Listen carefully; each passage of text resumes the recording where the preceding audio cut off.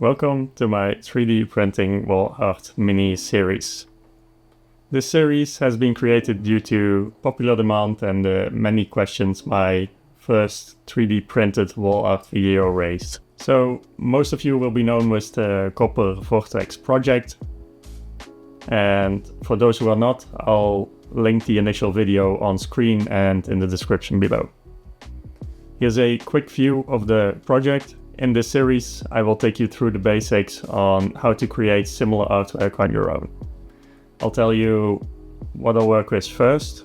So for the 3D design software, I use Blender version 5 at this moment and Bamboo Studio as my slicer software. There are many other softwares out there that can do the same. Feel free to work with those as well. I'm sure my techniques or thought processes will or can work to some extent there as well.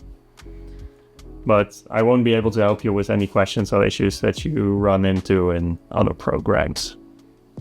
Please keep in mind that this is my process and how I do things. They might not be the best solution or the right way for everybody.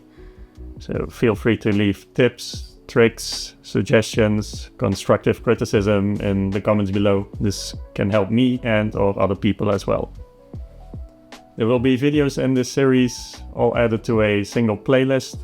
I parted everything out into separate topics, so you can easily jump or skip to the video with the information that you are interested in or looking for. Or you can just follow along, start to finish. It's completely up to you.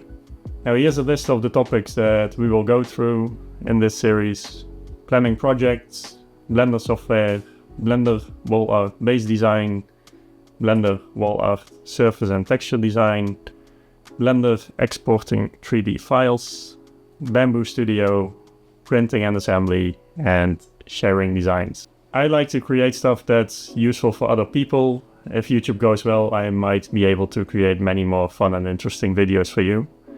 So if this series is in any way interesting or useful to you, I would really appreciate it if you like the videos and subscribe to the channel.